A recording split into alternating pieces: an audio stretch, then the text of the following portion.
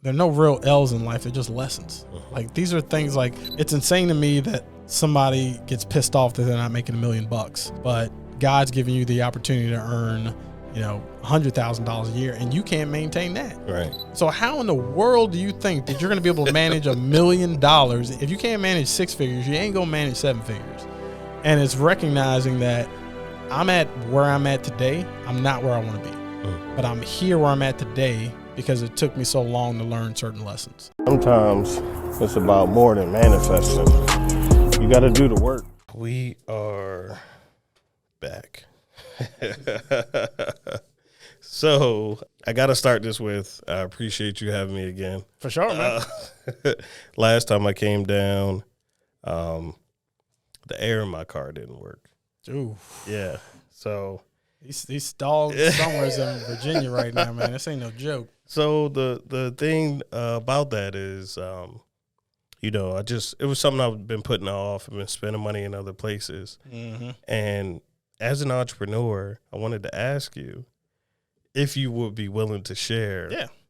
What is the biggest thing or most embarrassing thing that you had to hold off on because you either had to pay people or, you had to pay bills or take care of your family? I think I know exactly what I'm going to tell you. To some people, this may not be embarrassing. To me, it was my wife's engagement ring. So I had to ask my parents to loan me the money for me to propose to my wife. And I paid them off within I think it was 5-6 months. Yeah. But it just didn't feel good to start off my marriage having to borrow money. Wow. But I learned this from Mr. Wonderful from Shark Tank. He gives everything 36 months. So my wife didn't know this, but I wasn't going to propose to her before we were together for 3 years.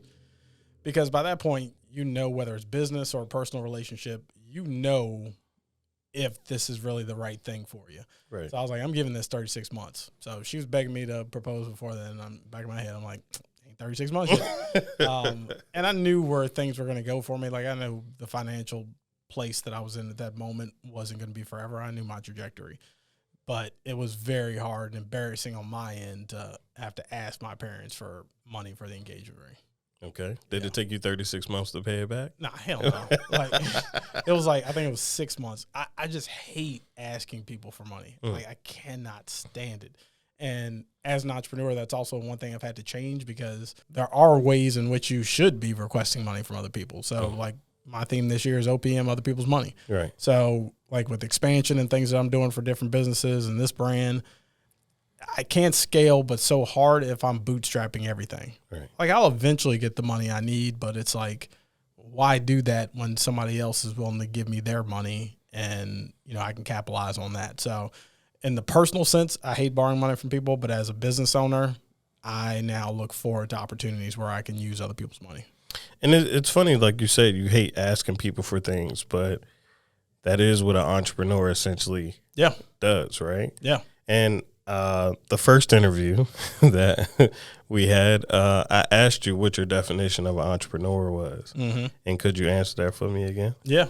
I got a sign in my hallway that says an entrepreneur is someone who jumps out of a plane and builds a parachute on the way down. Yep. You're not going to have all the answers. You're not going to know what to do. The key word in that phrase is jump. Too many people are just you're not an entrepreneur until you go all the way in. And I know how that may hit some people, but for me, because I lived that life where I had 1 foot in the corporate world and 1 foot in entrepreneurship, and it just doesn't work out. You just have to fully commit yourself to something. Going back to relationships, that's, if you have somebody that you want to marry and you still got your side piece over here and then you're talking to her, right. You're never going to make that full, you got to go all the way in one way or the other. So entrepreneurs are those people that, you make that commitment. Now, I will say this, I don't think it's smart to do it the way I did. I didn't have the finances in place. I didn't have any savings. I didn't have anything. And I looked my boss in the eye and said, you can't afford me anymore. And I quit. And if I could have done it a different way, I would have. But it was like a sickness for me. Entrepreneurship was calling me so hard. I physically couldn't stand working for this man anymore. I just couldn't do it. I didn't care what I had to do, struggle wise. As long as I wasn't giving all my time to somebody else, it was worth the struggle in my opinion. So when I first got started, Uber had just started. in Richmond. So like there were like no Uber drivers. So I go out on Saturday night, I'm driving until 3 a.m., but I'm making $500. Right. And I'm like, well, if I can do this 2 week every, Friday and Saturday night, make $1,000 just driving on the weekend, Right. do that every weekend. Right. Yeah, I'm making enough money to live. At the time I was a single guy, my apartment, I had a roommate. I may have been paying $500 to $600 in rent. So it was like one night of Ubering like covered my rent, and anything after that was like, basically a cherry on top. But you have to make that leap of faith. Like you can't waver back and forth. How old were you at that time? So I was 30 years old because I turned 39 this year. So it's been 9 years since I made the leap. Wow. Yeah. What is the biggest misconception about going from 0 to 10,000 and going from 10,000 to 100,000 as an entrepreneur? That 0 to anything is going to be the hardest time. It was so hard because especially when, and not every entrepreneur is like this. I'm a visionary. Like I can see things out years in advance and know exactly where I'm going to be or what this is going to turn into. And it's just it's very difficult to imagine yourself living a certain lifestyle, but then you're going home and eating peanut butter and jelly sandwiches. Like it's a hard thing emotionally to get through. And the grind is a lot harder at the beginning. Right. So it was literally just making the connections, networking, excelling my craft. The time that you have to put into it initially to get from 0 to, I think you're probably right on. I think my first year in business, this wasn't in what I made. The business generated like 18 grand for the whole year. Wow. So I go from 0 to 18 grand, that ain't, and I had a business partner. So, if I was lucky, I brought home maybe 6-7K without paying Uncle Sam. Uncle Sam's paid up now though. Right. But that wasn't anything to support me. Going from 15 or 18 to 100K was a lot easier than people would think, because once you know what you're doing, like it's just a matter of putting in the time. Like if you're a salesperson, for every 100 phone calls you make that you're going to close 15 people. Right. Well, then it's just a matter of how quick can I make 100 calls, because you're going to close 15 deals. And that's when it got to the point where it wasn't me learning how to use a camera or learning different social media methods or learning how to develop a website. I already knew all this stuff by the time I got to 18,000. So the skill set was already there. Now it's just, how do I scale this thing up? And probably the biggest part of that, I think at that time when I made 100K for the first time, the business generating 100K, it was just me and my business partner. So I didn't have any employees. He was my employee. Like, I had to manage him. Right. But where things really scaled up is where I put together a team. I heard P. Diddy say this one time. He's like, the hustle is I'm paying you to do the stuff that I don't want to do. Right. Like that's ultimately, and this is the first time after 9 years, this is the first time I'm in that mind space and I have the capabilities of saying, hey, I don't want to do that. This is what I pay you for. Like I told you before we started, every Friday now I play golf. Right. I told my team, don't book anything. Luckily the schedule worked out yes, today. I'm not playing golf till 3:30 today. Normally I have a tee time by like 1 o'clock. But I told my team, don't schedule anything on Fridays past 12 o'clock because I'm not going to be here. I'm playing golf. And at first I felt a little guilty about that. But when I go back and look at the blood, sweat, and tears that I put into this, I no longer want to work for the business. I want the business working for me. I didn't get into this to create a job for myself. I got in this to create an empire. Right. And if I'm a slave to the business all the time, well, then I was better off staying in corporate America, because when I go home, I'm still thinking about what needs to be done here. When I leave a corporate job after 5 o'clock, I ain't got to give it another thought. Right. So I finally gotten to the place, and it's like, it really is the team, because I have people I can trust. I have people that have the capabilities of not only maintaining what I've built here, but excelling it. Like if I leave town for 2 weeks, they're still going to close deals. Nice. That hasn't always been the case. And it's taken me up to this point. It's probably only been the course of the last year that I would say I've gotten to that point where like, hey, I can roll out and feel completely comfortable. And that's why I have the flexibility of, starting the vending machine business and getting into real estate investing, is because I'm not tied to my desk now anymore. Like it used to be, and I generally still get here at 8 a.m. But throughout the day, I may actually spend 4 or 5 hours max in my office, like Wow. doing work. Don't let my wife hear this, but yesterday I was at Dick's Sporting Goods, like picking up some new golf gear. I went and enjoyed lunch. Like right before you came, I was meeting with a buddy of mine. He and I are always talking business, but we're grabbing lunch. Right. There wasn't a time where I always felt comfortable leaving the office for an hour to go have lunch. It was always like, let me cram something in my mouth for 10 minutes and get straight back to work. I ain't got to do that anymore. I can do all these things guilt-free because of the team. So 0 to 15, 18, it's a straight grind. Like you ain't sleep. Like I was working from, 6 a.m. to about 11 o'clock at night.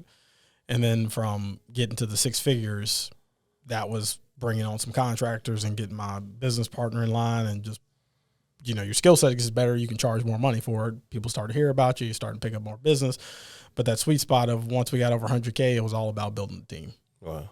In the E-Myth, the author, I don't have his name off the top of my head, but Great book though. Yeah, he talks about the myth of the entrepreneur, right? Yep. And for a while, you were talking about being a technician. Mm-hmm. And how hard was it for you to go from technician to manager, what he speaks of, to actually being the entrepreneur? Yeah, it's just a mindset shift.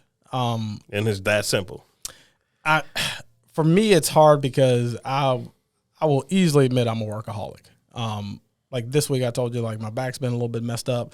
So from time to time throughout the day, I have to lay on my couch in my office and with an ice pack and sit there and rest for 20 minutes at a time.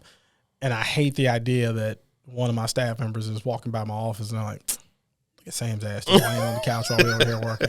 So I've run to all of them like, hey guys, I got a back problem. Right. Like I'm not sitting here BSing, like I'm icing my back. I'm just sitting here for 20 minutes and I'm back up. I just hate the appearance of looking lazy. I just hate it. And it's always that thought of, there's somebody out there trying to get the crown. There's some other guy that started a business just like this, and he's trying to take my clients from me. And I don't ever want to be caught sleeping, and that actually happens. Like, so I'm always on my grind. But my grind's a little bit different now. Right. Like, I can grind for myself on my laptop now. Grind doesn't mean that I'm actually out physically doing all these things. I'm not the one emailing everybody and setting appointments. I'm not the one taking all the payments and processing. The team's in place for that. I come in place for certain meetings. So it's just reestablishing my role and giving more people power, because when you enable other people on your team with more power, they have a little bit more skin in the game. Right. They start to realize that, hey, this guy trusts me. I don't want to disappoint him. So I'm going to do the best that I possibly can. And when you enable people in those positions, your job should get easier the bigger the business gets. So once I started to see these pieces kind of coming together and realize, now don't get me wrong, I still got to clap that ass on them every now and then. Like, hey man, you messing up. Right, we gotta get this in line. I was about to ask you. We still clapping cheeks, but getting them in the mindset, and I've come to them over the last couple of weeks, and I'll say this: my VP admittedly came to me and said, because there have been times I've gotten on them, and I think they've thought that the things that I was saying were a little nitpicky, like. And they immediately say, like, Sam, everything's good. Like, no clients are behind. Everybody's paid up. The team's not overwhelmed. Like, we're good. And I'm pointing out, like, the minuscule things. And I'm like, yeah, we're good now. Right. But if we get another $40,000 of monthly business coming through the door, can you guys handle that? And there's some things I'm seeing here that tells me, no, we can't. So this isn't the time to take your gas off the pedal. Like now we got to tighten some things up. Our systems have to be better. Our customer service has to be better. Our response rate has to be better, all these things.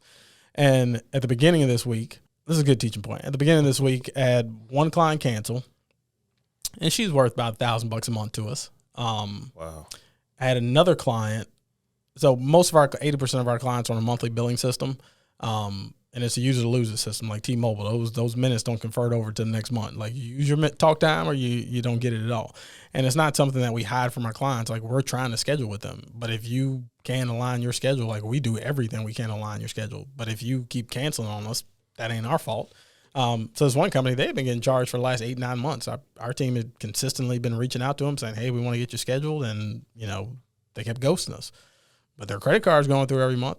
And then all of a sudden they realized, holy crap, we're still paying this company and we ain't done jack. So the guy called me up, basically said, hey, I don't give a damn what your excuse is. You're going to refund me $5,000. And Dude, I swear to God, this was a masterclass on how to change a conversation. We went from at the beginning, and he was cussing me out at the beginning. We went from that guy demanding me to refund him $5K immediately, that by the end of that conversation, he was like, you know what? I actually do need more video. So not only did I keep the $5K, I got him on track. We had a game plan put together. And then after we make up his content, I'm pretty sure he's going to sign on for another monthly subscription. Wow. But I share that because that was at the very beginning of this week. So like my VP and people were freaking out like, oh my God, dude, like we're losing clients this week.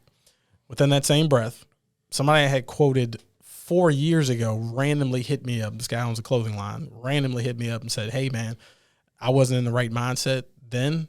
The brand is taking off. This is too much for me to handle. I need your team now. Met with them 2 days ago and he's signing contract. A bank that I've been talking to for the last 2 years out of nowhere said, hey, we're ready to get rolling with you. And it's upwards of 4 or 5K on that. A law firm that we have been talking to came out of nowhere, $7,000 job. Like all this stuff closed the same week that we thought we were going to ultimately lose about $6,000. And they start to see like, hey, it really is this roller coaster ride. Right. And I normally shield them from a lot of stuff. Right. But I tell them, like, when you think Sam's chilling or something's going on, there are so many fires that I'm putting out that you guys have no idea. Right. Like, to a certain degree, like, you know, if you're a dad and you lose your job, you can't walk in your house and tell your kids, like, hey, guys got laid off today. Kids going to freak out. They're not going to know how to handle it. Right. So I have to keep that in mind with certain staff members. Like, they can't know everything because they're going to freak out and think that, you know, their job's in limbo, which is not. But they may hear something and translate it into that. So it's that up and down effect of like, dude, entrepreneurship is literally a roller coaster ride. But that's the part that I love because I never know what any given day is going to look like. I could lose 10K. I could make 20K. You never know. But if you're on your game, like those numbers it's like the stock market. Like I got stocks that, you know, I may have bought for like $10 that are worth $150 now, but that line for that stock didn't just go like this. It dipped, came back up, went back down, came back up, but it was still going in this trajectory. It just wasn't a straight line. And that's all entrepreneurship is. Because you know of the ebbs and flows of being an entrepreneur, are you sometimes just purposefully causing disruption in your organization to maintain a certain level of aggressiveness? Yeah, I'll say this. Sometimes I test my team members where I got some pet peeves. And I understand I'm a Gemini. I take that for what it is. Like some of you know what that means. Yes. But like I don't like stuff being in disarray. Like, because they don't know any given time that I may have a client walking through the door. So like if we got a shipment in, I don't want those boxes sitting out in the hallway. Like if you just finished a shoot in the studio, pack the stuff up and put it where it's supposed to go. If you're in the bathroom and a piece of toilet paper dropped on the floor, pick it up. Right. Like it's these little things. So like there was a time a couple weeks ago, there was something. It was a piece of gear or something. And I just sat. I was like, I ain't gonna touch it. But I'm watching every single day. I'm like, which one of these dudes is gonna pick this up and put this away? They didn't do it for 2 weeks. And I came to him during the Monday meeting. I was like, look, dude, I was testing y'all this week. Like, why am I walking by? It was the dishes. Like somebody had been drinking out of the glasses and just leaving the stuff in the sink. I was like, let me explain something to you guys. Everybody in this office has a mama, but unfortunately your mama don't work here. So clean your own stuff up. I don't get, you had the CEO in the kitchen scrubbing dishes the other day. Right. Like eventually got to the point where I'm like, I'm just going to take care of myself, but I'm going to make sure the lesson gets across. Just pick up after yourself. But I'll do things like that where, you know, oftentimes I may not be in a meeting, but our walls are pretty thin here in this office. So my office is directly across from here. I can hear them in here having a Zoom call. And I'll pause my music on my computer and I'll just sit there and listen. And I'm like, client brings something up. I'm like, okay, let me see how they navigate this. And most of the time they handle it correctly. But there's sometimes they'll say something. I'm like, next time a client asks something like that, this is what you need to say. So you give them these teaching moments where they don't feel they're being micromanaged. They're given the lead way to operate in the role that they were hired for. Mm-hmm. But that doesn't mean I can let everybody go all willy-nilly. Like I need to know for certain when I'm out of town that things are being said and done correctly. Wow. So this is your baby, right? Mm-hmm. But before this business, I'm sure you had other businesses, right? Yep. So how did that transition happen? What did you have prior to this? Mm-hmm. And can you tell me a little bit about the the firm here. Yeah. So I ultimately had 3 businesses before I started Enso. The first was Richmond Bubble Soccer. You put on the huge bubble suits and play full contact soccer. So we had that for about 7 years. Then I started 3 months after I started that brand with a partner. I started a valet laundry service.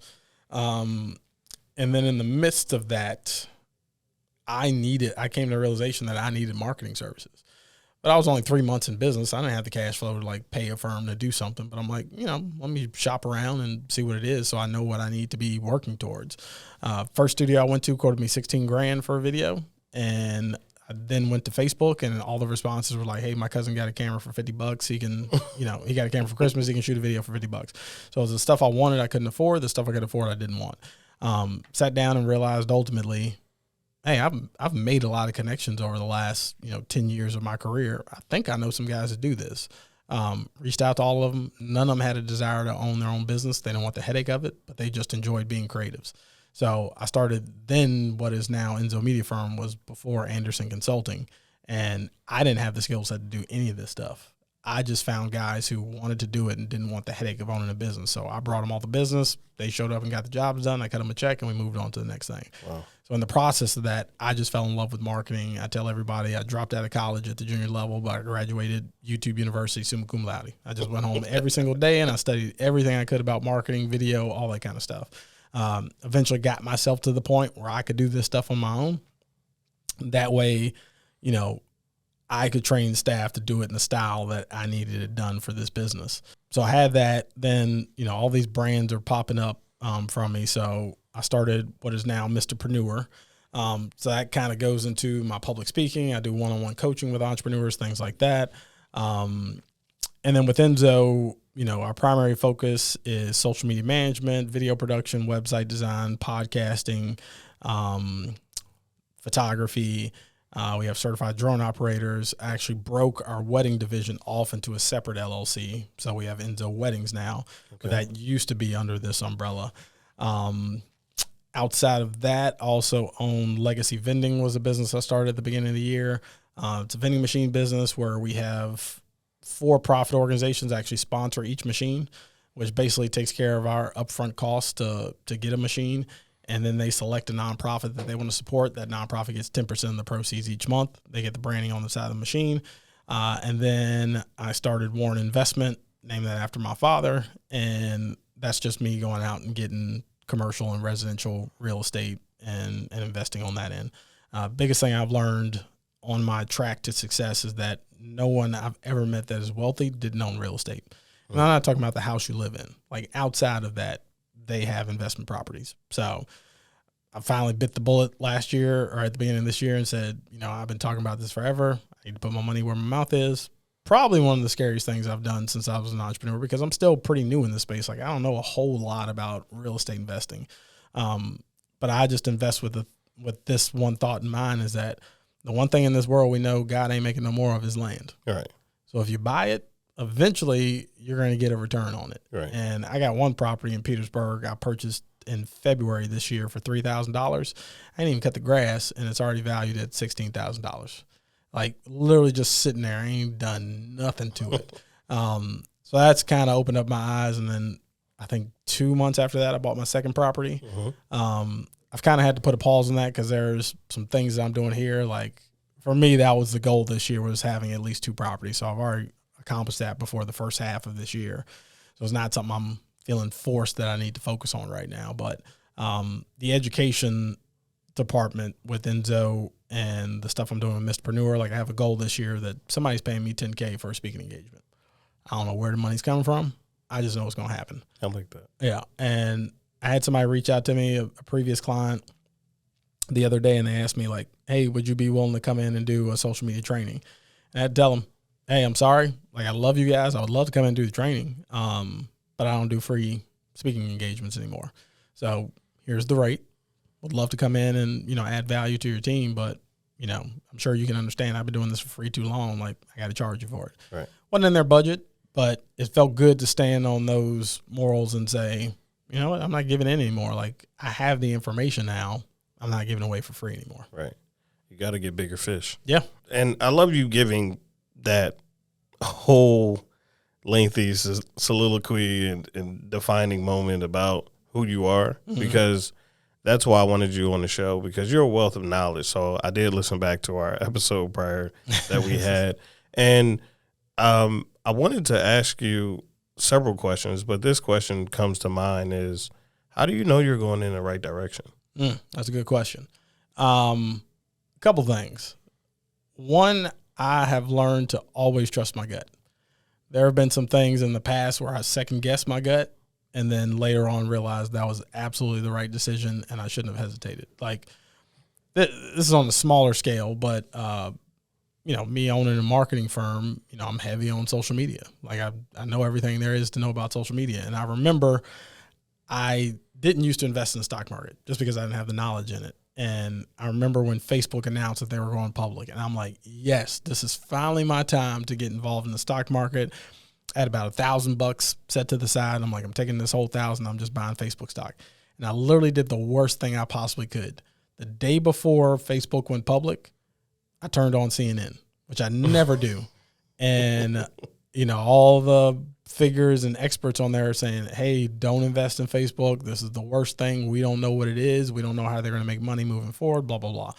And I think when Facebook first opened up, they were at like $2 to $4 a share or something like that. Right. Now I think they're over $200 a share, somewhere around there. So if I had taken that $1,000 and invested it all in Facebook, I mean, that would be a pretty penny right now. It probably wouldn't be MrPreneur. Yeah. But like, that taught me a valuable lesson. Like, dude, I'm never listening to somebody else again. Like, if I have a gut feeling on something, I'm just doing it. And there have been things in business where, sometimes you just can't explain it. Like, this is where I'm being called. Like, if you looked at things on the surface, when I left my job, that was the highest paying job I ever had before in my life. And to leave that and know I was going to be broke for probably at least another year, minimum, probably a stupid thing to do. But my gut's telling me this is what you're meant to do with your life. Like, once you find your calling, and I'm not one of those guys that's real big on, find your passion and make a business out of that. Right. Because a lot of people are going to go broke doing that. You need to find, because my passion isn't marketing. My passion isn't vending machines. My passion isn't this, that, or the other. My passion is starting something from scratch and building it into something worth something. Right. I just like creating. That's where my passion lies. But I had to find the avenues that were going to pay me what I thought I was worth, or that I could build up to that level. So yeah, I think it's really just trusting your gut. That's how you know you're in the right direction. And I love that you said the word creating, because I wanted to know, can creativity be taught? Absolutely not. Absolutely not. It's something you're born with. You either got it or you don't. And that's kind of in the same vein of like teaching somebody entrepreneurship. Like, it pains me that universities allow you to major in entrepreneurship. Like, that's not something that you can just learn in a book. You have to go out and actually do it. Okay. Like, you're no step closer to being an entrepreneur with a master's degree in entrepreneurship. Like, that's not going to help you in any form or fashion. Right. So yeah, go in that direction. Like, I always use the example of like a Michael Jordan or LeBron James. I can go work out on a basketball court for 15 hours a day, and I'm never going to be Michael Jordan or LeBron James. It was part of what was born in those guys. Like, they just had the DNA to be great in that field. Now, don't mistake this. Like, talent also, you need hard work. So they didn't just rely on their talent. Like, they worked harder than anybody else. And I should probably throw Kobe's name in that too. I was telling somebody the other day, I hate how Kobe's always left out of that conversation. Now I'm doing it. Kobe's one of the goats too. You can't teach somebody how to be LeBron James. Right. You got it or you don't. I've seen people sing it like, horrible little bars, like on my travel. They can sing better than Usher. But you ain't never going to see them on MTV. Because there are all these different qualities it takes to make a star. Like, just because you can sing, that ain't it. Right. Like, you look at somebody like, I know a lot of people like Lizzo because of this, because she doesn't fit the stereotypical look of what a star looks like. You're not supposed to be a sexy singer if you're overweight. Right. She broke through that mold. Most people would never be able to duplicate what Lizzo did. And came into the industry in her 30s. Yeah. Which... you don't do that. Coming in at a later time, Samuel L. Jackson did the same thing. He didn't pop off till he was 40. Right. And he didn't even pop off then. He got his first acting role at 40. Yeah. So with that note, it's never too late. You should always go after it. But yeah, I don't think it's something that you can teach. It has to be some element of that you're born with. So what books, right? I mentioned E-Myth. Mm-hmm. What books have you read, top 3, that you would recommend someone who's looking to further themselves and become a great entrepreneur? Yep. So I got 2 top of mind. I'm going to have to think of the third one. First one I always recommend to people is Rich Dad, Poor Dad by Robert Kiyosaki. It was literally like I was seeing life in black and white until I read that book. Like I didn't realize that there was an opportunity for me to own my own business and generate my own income that way. So Rich Dad, Poor Dad by Robert Kiyosaki for sure. I mean, he's mainly talking about real estate. Right. You know, the beginning chapters he talks about his rich dad owns a business, but he's primarily talking about real estate, but everything he's saying translates into entrepreneurship. The second one is also a recent read for me is Profit First. It has completely changed the way I operate my business. So typically for business owners, we end up paying ourselves last. Like the business and our employees always eat before us. And not saying that Profit First changes that, but here's a beautiful thing is that there have been some months in business where I'm like, yo, we killed it. Like this was dope. Like we got more clients in than ever. Like this is our top grossing client ever. And I look at my personal checking account and I don't see a difference. So the Profit First model allows you to take, you know, you have your operational expenses, but I ultimately have like 5 different checking accounts for each business. You know, one's my operating account, which all the bills and everything come out of that. Then I have my reserve profit account, which anything outside of like my operational expenses goes into profits. So, you know, you look at these major companies like the CEO of Walmart, he's going to get a quarterly bonus every year based on the profits. Every small business should be operating that same way. Like this past quarter, like I wrote myself the biggest single check that I've ever been able to write myself. Nice. And it didn't hurt the business at all. It was all profit. Nice. And the mistake that a lot of business owners make is that, oh, I got this extra money, let me reinvest it back into the business. Now, in the early days, yes, I'm 9 years into the game. I don't need that much money to continually reinvest in the business. If I need a large sum of money to put into the business, I need to be using somebody else's money. So now we have this profit model, and it also, I have money in reserves. So if something were to happen here and we lose a bunch of clients, we can continue to operate for the next 6 months. It's like a nest egg that you would use in your personal finances. You need 6 months of expenses, operating expenses for your business just set aside. Once you get that to a certain level, you can start taking that money and investing it. You know, I have a goal. Our lease at this facility ends in 3 years. Instead of renewing my lease in 3 years, I want to be putting a down payment on my own building. Wow. So having that reserve account and these extra funds are going to enable me to do that. I have a checking account for gear. So like if a camera breaks, I don't have to stress and be like, oh, where are we going to get the money for this? I really don't want to pay for this right now. There's a separate account that's set that if something happens, I can dig the money right out of there and pay for it. So I need to take that note. Yeah. I mentioned the camera. But the Profit First book, like I did the ebook, I ordered the book, or I did the audio book and ordered the physical book. That book, over the course of the last 6 years of me being an entrepreneur, that's probably been the most eye-opening book that I've read. And then another one would probably be, this is more on the motivational side, but You Can't Hurt Me by David Goggins. David Goggins is a maniac. He is a freak of a man. And I love that he says in the book, don't do this crap that I did. Like, I'm a maniac. Don't do this. Because he's running on, like, broken legs and, like, all this crazy stuff. Had a heart problem, had a hole in his heart, didn't even know it, like all this crazy stuff. But, you know, it's just sometimes we need those inspirations. And I'm not the type of guy that needs a cheerleader. Like, I don't need no hoorah and good job and all this stuff. Like, I motivate myself every single day. Ain't nothing you can tell me that's going to motivate me more than I can motivate myself. So in the early days, I listened to a lot of motivational stuff and things like that to get my engines going. But, like, after a period of time of feeding that into your mind, like that's just the type of person you are. Like I'm just generally a positive person. Like if something goes wrong, I can generally see the positive side of that, or the lesson that needs to be learned. But David Goggins, like it just makes you realize, like if you think you're doing something, you ain't doing nothing. You still got work to do. So you mentioned the Profit First book, which I wrote down. That's definitely something I'm adding to the library. That immediately. I'm telling you. I'll have today. The Amazon orders happening in the car with AC this time. There you go. But Mr. Beast is someone who reinvests everything. Yeah.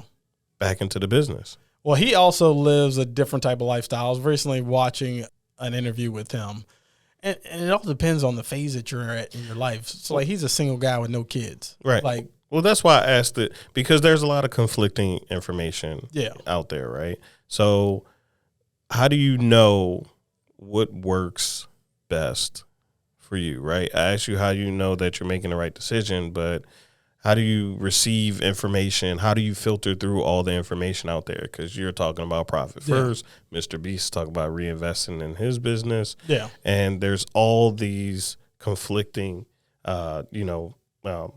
thoughts and theories about what you should do in your business. How do you for sure say, well, I read this book and this is applicable to us here? Yeah, I think it's, again, just going with your gut.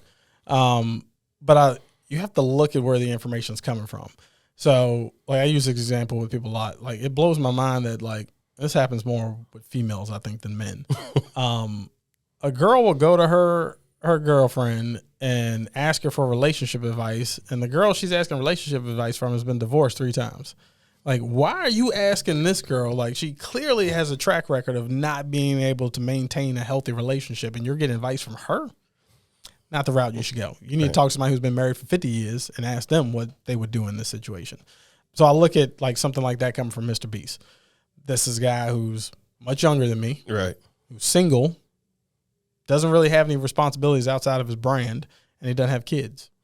So when I was at the age and the level that he is in terms of, like, lifestyle, I didn't need a whole lot. Right. Like, some of us just, the more money I make, the more I realize I don't want the things I thought I wanted. Like, I really don't want a Ferrari. Like, by the time you see the money stacking up and you can go out and get this stuff, you're like, what the hell am I going to do? It's like, I don't want to, because you realize, like, a lot of these things you're just doing to impress other people. Now, I want to be the guy with the Volvo where you have no idea what kind of money I'm making. I don't want to look rich. I want to be wealthy. Right. So I don't need to flash all this stuff. And he's the type of guy where, like, he doesn't, I mean, you look at his clothing, like, you know, he ain't rocking Gucci and all, got the newest Jordans. He's definitely a minimalist. Yeah. So when you have that lifestyle and you have no desire to do all these things, especially when you can afford it and you realize you really don't want to, like Ocho Cinco said in an interview before with Shannon Sharp, where he said all throughout his NFL career, he was wearing fake diamonds. He was like, why? I'm already Ocho. Like, ain't nobody going to question if this is a real diamond or not. Like, why do I need to go drop $100,000 on a chain when I can go to Claire's and get a lookalike for $100? Like, ain't nobody questioning it. And I've always said that too. If I was a mega superstar like that, you would never catch me spending that kind of money on jewelry. Just get the fake stuff, because ain't nobody going to question if Beyonce's got a real diamond necklace on. Like, who cares? Right. No, but I do remember Chad going into Claire's, and it was something on Fox at the time, NFL Sunday. But a question I want to ask you is, because you've been doing this for 10 years, right? And I love sitting down with people who, which 10 years crazy is a lengthy amount of time, and to entrepreneurs who've been doing it right. So you're still fairly new, but you're so successful in this time span. How do you stay positive, right? Because you have to accept that there's some negative things that come with it, right? So how do you find that balance? I mean, what other choice do I have? Persevere. Yeah, what other choice do I have? Like, when I was I remember when I quit college, I operated in the mindset of, what if my family lived in a different country? What if they're on the other side of the United States and I didn't have access to them to say, hey, I need rent money, or hey, I need this, or hey, can I move back into the house? I've always operated independently.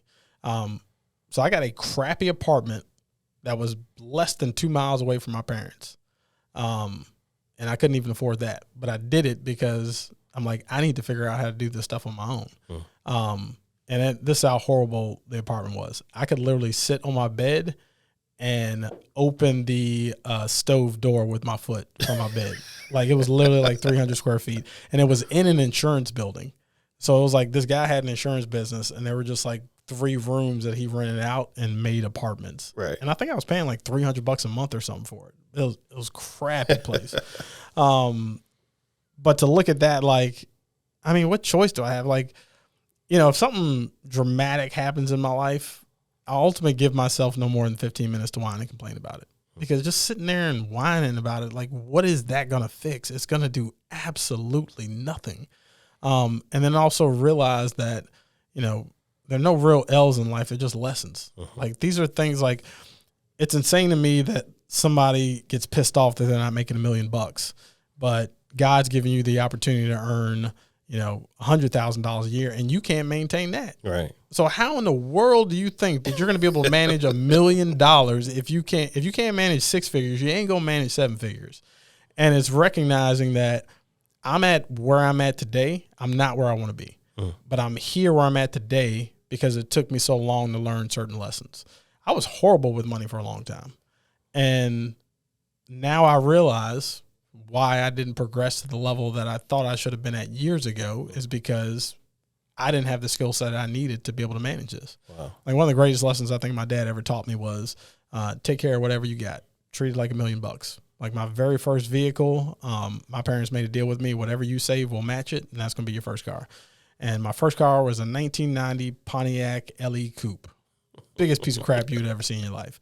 But man, if those tires weren't always shining, the interior wasn't like impeccably good, the oil was always changed on time, like, that car was well taken care of. Right. And now, of course, like a year and a half ago, I went out and bought a brand new vehicle for my wife and a brand new vehicle for myself. And it looks nice. I've seen it. And because I took care of the crappy $3,000 car, right. I can now, and yeah, I could have went out and got a $90,000 vehicle, but like, again, for what? Right. Like, if I can buy a vehicle that's going to meet my needs for $40K, let me take that other $40K and put it into something else. Because once you have kids and you have a legacy, like, you're not just thinking about your life, you're thinking about things past this. And it's things like that I have to think of where, like, Mom, you don't have a life insurance policy? Okay, that's on me. Right. I need to go out and get that. Being married, my in-laws, y'all don't have life insurance? All right, I'm putting something on you. Like, these are things I have to think. As a visionary, I have to think 20 years down the road. I can't be thinking about tomorrow. I'm thinking 20 years down the road. Now, there are different people on my team at different phases. Like, I'm the big visionary, and there are 3 of us on my executive team here. I'm the big visionary looking 5-10 years down the road. I got another guy on the team, on the executive team, that's looking like 6 months to 12 months down the road. And I got another guy that's looking at things on a quarterly basis. So that we're always kind of staying on track and making sure things are in line with the bigger vision. Right. But because of the things I want to do 5 years from now, doesn't mean it's the right time for me to start these things now. Like, I have a big entrepreneurship conference that I'm putting on next summer. This is probably the biggest undertaking I've ever done as an entrepreneur, in my eyes, what I'm looking to accomplish here. And this is probably my number one goal as an entrepreneur. To have a conference where somebody can come in brand new, wanting to be an entrepreneur, and they're going to get everything from A to Z that they need to know about starting a business. Like, lawyers are going to be on stage talking about your contracts. CPAs are going to be talking about taxes. My team will be talking about marketing. You'll have every facet of a business that you need to understand, the information that I didn't initially get. It's not an easy thing to put on. Like, conferences are a hard thing to put on. I don't have the skill set or the patience to do that. So I found some people that can put this together. One lady who's done this for years, I said, initially, I can't pay you up front to do this stuff, but here's what I can do is I can pay you off the ticket sales. So if you believe in yourself and you believe what I'm putting together, let's work together. Wow. And she said, hell yeah. So that's my biggest undertaking so far, to put this together. But yeah, you got to it's this balance of knowing where you are today and getting there, but understand that these losses or these L's that come in your life is to teach you something to get you to the next level. Because if you can't manage yourself, how are you going to manage a team of 50 people? Right. So it's like, like Meek Mill said, there's levels to this stuff. It's a real game, yeah.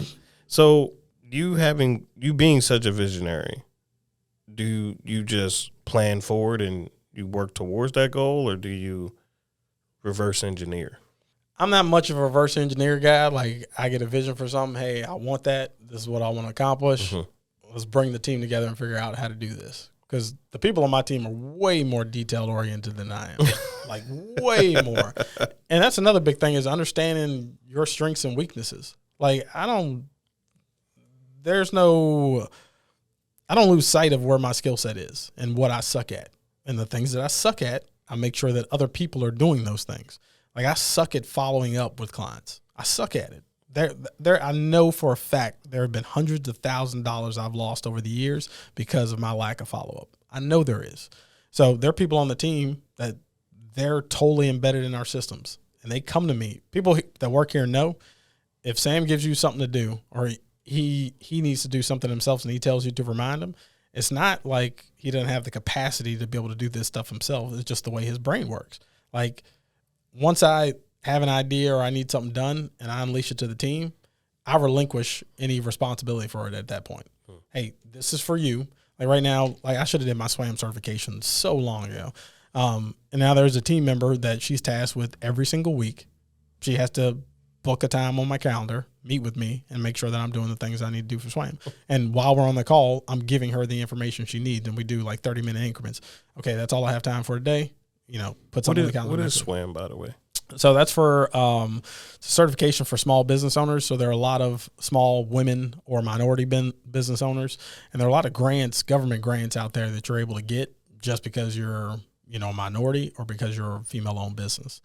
And there's just there are millions of dollars in each state worth of contracts out there that they have to work with SWAM certified companies. Wow. That so many entrepreneurs miss out on, that I've been missing out on for the longest time. So it's definitely something we need to get done. But I understand that I'm weak in these areas. So I'm not going to continue to beat myself over the head and, like, you know, what they can do in 15 minutes may take me 2 hours to do. So why would I waste 2 hours when they can do it in 15 minutes? I'm a young entrepreneur, and I come to you and I say, what is the biggest skill that I should have to be successful in whatever business I have? To that you say? Consistency. Hands down. Hands down. Like, just not stopping will get you so far.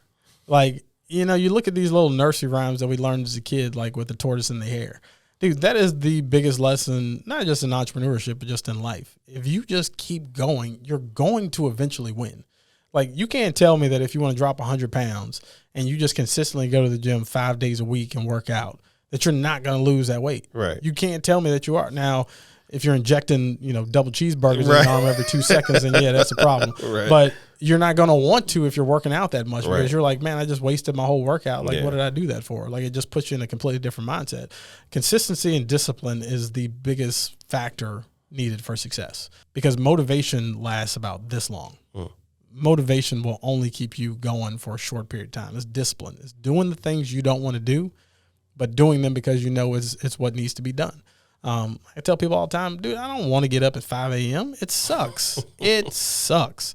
But when I'm looking at somebody like a Mark Wahlberg who's saying that he gets up at 3:30 in the morning every day, and I'm trying to get on his level, who am I to think that I get to sleep an extra 2-3 hours more than Mark Wahlberg, and I'm trying to get to his level? If he's still doing that now, after he's reached all the levels of success he has, I'm not going to get there like half-assing it. So it's that discipline of doing those things and saying, hey, I'm just going to suck this up. Like, I don't always feel like reading, but I do it because I know it's part of the process.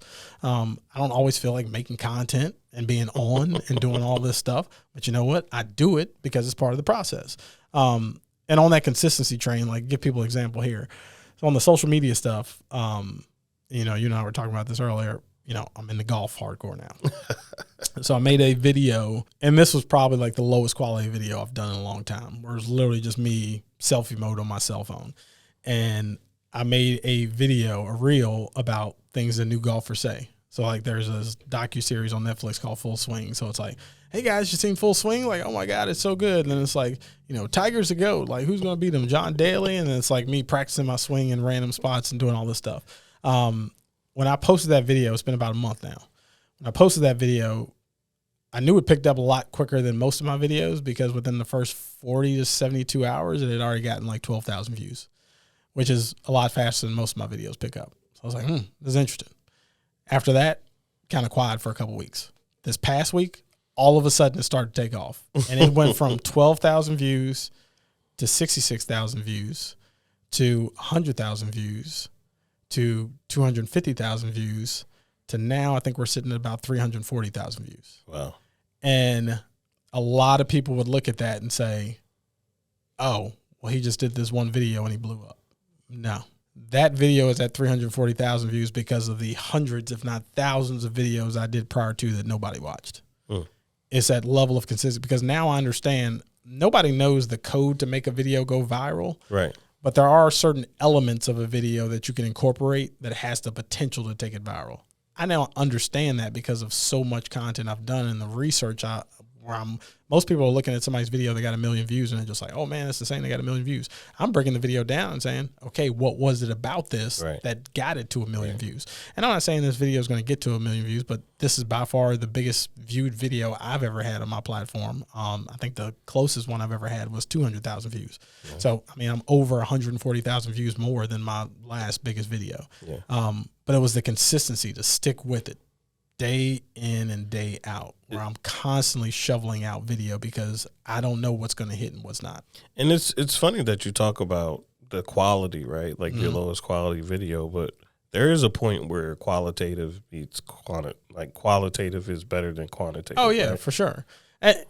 To me, it's one of those things. I want to get the high, and I have access to be able to make high quality video, but there are those moments where it's like I told you, I don't feel like doing some stuff sometimes, but I just know I need to get something out. And I'll just get these bursts of inspiration. And that's where I follow my gut and say, this is in my head now. It's on my heart now. Let me just do it before life gets in the way and I don't get to do this. So I was just sitting there and I'm like, man, this would be pretty funny if somebody did a video like this. And I didn't write a script. I didn't do any of that stuff. I'm just running off the top of the dome freestyle and then putting this together in the process. But people go back after they see that video that's over 300,000 views and they go back and look at my content. They're seeing this high quality content and seeing that this guy puts a lot of effort into it. And that's where the following starts to pick up because they're able to look back at the other stuff that I've done. So yeah, I'm more the mindset of like, make it quality, but if quality is limiting you from being consistent and getting it out on a regular basis, then don't worry about the quality. Just get it out, because eventually your quality is going to go up. Like it'll get to the point where you're like, okay, now this is reaching a certain demographic, because now I'm trying to make deals with different brands. Like as a golfer now, I don't want to be paying for anything golf related. I don't want to pay for my golf bags. I don't want to pay for my golf balls. I don't want to pay for my golf polos. I don't want to be paying for tee times. So like yesterday, I got connected to the owner of a local golf course here. I'm going to end up making a deal with this brother because, number one, here's the biggest thing I got going for me in golf. Not everybody looks like us. Right. So to have someone who's an avid golfer and passionate about the game that can expand their brand and bring more clientele to them, this is one of the few times where I feel being a black man is majorly in my advantage. Right. So I'm going to work that as much as I can. But now being able to go to these brands and show them, hey, I have the videos that have 300-some thousand views. I have a consistent track record. I own a media company. Whatever it is you guys need, I can do it. And it can come from the perspective of somebody that you guys are trying to reach. Like if you get on there, Mr. White CEO, and try to tell us black boys that we should be golfing, it's probably not going to connect with the audience. Right. But they see me with Jordans in the background and me coming in with my swag and saying, hey, I'm doing it this way and I'm talking like them. They're much more likely to pick up the game and be interested in your brand based off the fact that it came from me and not from you. And that's something that's not often talked about, is actually using your disadvantage as an advantage. Yeah. Right? You know, if you're in a small market and you're the only black person there, don't think about being the only black person there. Think, hey, I am the only candidate like myself. Absolutely. Here. So with that said, I think you answered everything that I had. But the last question I want to ask you is, what's next? What's next? The speaking thing is what I'm really focused on now. Like if I do have a number one passion, it's public speaking. I just love being able to add value, talk to people. I would hold you here for 2 hours. I know, I feel you. But to inspire people and show them, you know, dude, I'm nothing special and I'm nowhere near where I want to be. But there's so many people that have the opportunity to live the life they want. They're just not aware of it. Like, had I known growing up that there was somebody like me doing this type of stuff, I probably never would have messed with college in general. I would have just gone straight after entrepreneurship and been further along than I am now. But not enough people have this knowledge. And it's not just about people. I mean, it could be anybody. It could be, you know, an Asian guy living in the suburbs. It could be a white guy in a trailer park, or it could be a black kid that grew up middle class. Like, it doesn't matter. But the message, and I'm not the only one out there giving this message, but like people receive it from certain individuals. Like, you know, growing up, your dad will tell you something 20 times, and then your basketball coach says it to you, and you come home and tell your dad, oh man, you never believe what my coach said? It's like, boy, I've been telling you that the last 10 years. Like, the information hasn't changed. It's just who you're receiving it from, that it may connect a little bit better with you. Right. So for me, that's the number one thing. So like, I have a goal by the end of this year. I've had my first I became an international speaker earlier this year. Had a talk in Congratulations. Turks and Caicos. Appreciate it. Oh, we got the sound effects. Okay.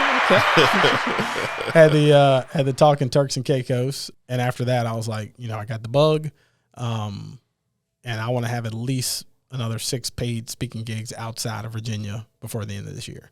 I've hired a few people, putting together a team. They make 30% commission off of anything that we book. I'm not booking any talks less than $3K. Shooting for the 10K talk. But they're going to make, just for making connections, they're going to make $900 off of a talk, sitting from the laptop. So I know that's going to be a big thing for me this year. I don't know. It's just leveling everything up from what we're doing now. Okay. It's not, I do have specific numbers in terms of what I want to make.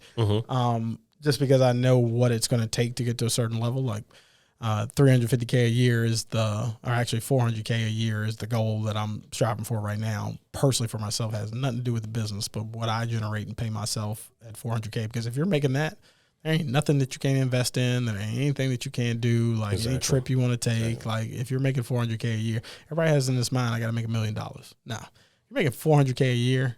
You got it. You that dude. Right. All right. So that's a big goal for me in the next couple of years here. Okay. Sam Anderson, MrPreneur, where can people find you? How can they reach you? And if they want to do business with the firm, what website is that? Yeah, just search us online, Enso Media Firm, Enso spelled ENSO, EnsoMediaFirm.com. Anything with my brand, MrPreneur, just search MrPreneur online. If you can't find me, then your fingers don't work. Because I'm on the internets. All links for MrPreneur will be below. I want to thank you for coming on the show again. Absolutely. I truly appreciate you doing this one more time. I know you're a busy guy. For sure, man. Thank you. Absolutely. Make sure to like, comment, share, and most importantly, keep it uplifting. Take it up, listen.